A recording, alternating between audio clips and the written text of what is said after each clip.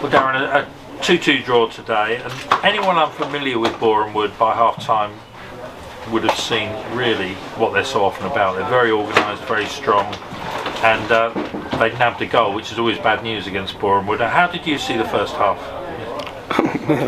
God awful. That's how I saw the first half. Look, we never gave ourselves. We never even got to the foundation of what is a performance for us today, and that's disappointing. You know, it's disappointing. And it probably felt worse than maybe what it was because of how good Tuesday was, and you know how upbeat everyone. But we were flat all around the pitch, and because of that, we never really got to a sustainable level where we could kind of build on anything and put that together with how good a side they are and the qualities they had. I thought some of the players were excellent today. It was a real tough afternoon, and one I'm grateful to have anything out of. And you made changes in the second half a little bit earlier than normal. What the thinking behind that? Just the players underperforming, you know, and the qualities that the two that came on have are different. Solomon was more of a like for like, we're just fresher. I thought Solomon was going to be an important part, and he was. And Lofthouse is obviously his speed and his athleticism, and it just allowed us to play a different shape, maybe attack from a different angle, to create different passing lines. But again, even in the second half, we never got to a level of foundation that is like the springboard for our performances. And because of that, it was a tough afternoon. And again, I can't say it's enough. It's a brilliant point. Yeah, I mean, certainly when we went 2-0 down, knowing how few, you know, they've got one of the best defensive records, and I'll be honest, I didn't really see us coming back from that. And somehow we sort of dragged our way back into it to at least get parity, didn't we? Yeah. You know, the players deserve credit for being able to do that. It's not easy to do it. Sometimes you work with a team, and the minute you go 1-0 down or 2-0 down, that can feel like game over. But you know, we created some chances before, obviously conceding the 2 goals. But if we don't get to a basic foundation of what our performance has to look like in order to play, first and foremost, then we're always going to be struggling. So I thought the players acquitted themselves well in that moment of being almost game lost. And to get something out of that was as big as beating Chesterfield away on Tuesday night.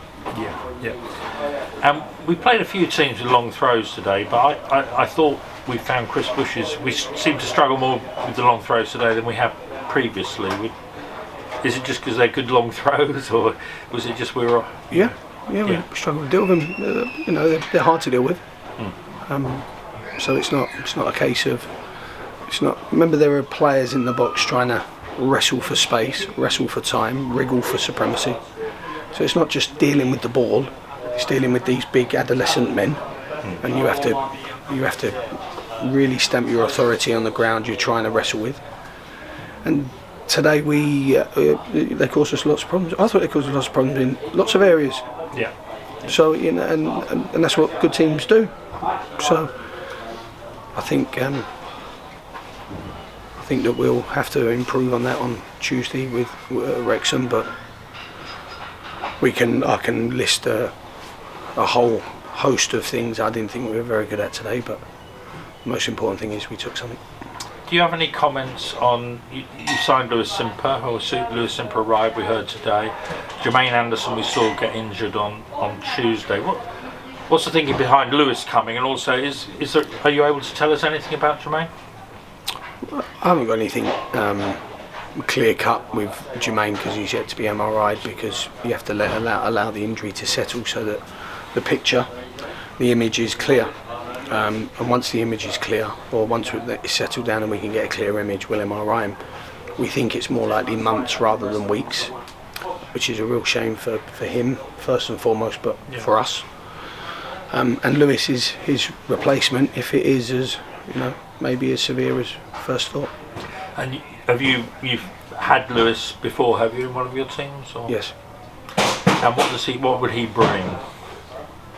Well, he's a midfield player that's played in League One this season, so you'd like to think his the merit of those appearances in League One would be a strong enough case to support that he's a good player and one that's going to give us, you know, some good qualities. But he's a very he's an athletic young man.